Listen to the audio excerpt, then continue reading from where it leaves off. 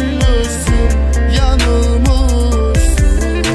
Hesabımız var, kapatmadan ölemiyorum, anladın mı?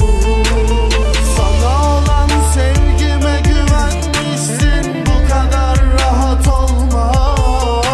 Bugün nefretime söz geçiremiyorum, karşıma çıkma.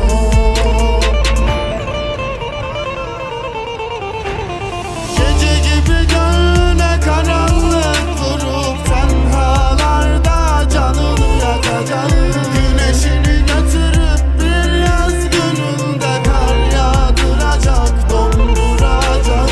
Seven sevdiğine kıyamaz derler, sen bana kıydın unutmayacağım. Hele bir şeyler duydum sorma, güvendiğim dağlarını yıkacağım.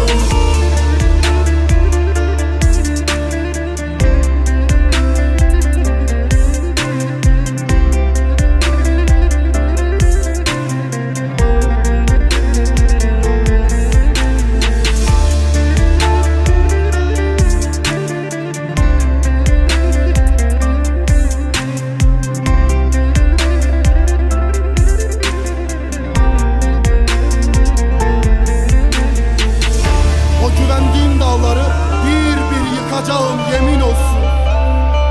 Senin de uykularını zehir edip umutlarını çalacağım. Sen beni yüreğimden vurmuştun, ben de seni hayallerimden vuracağım, yemin olsun. Gece gibi gönlüne karanlık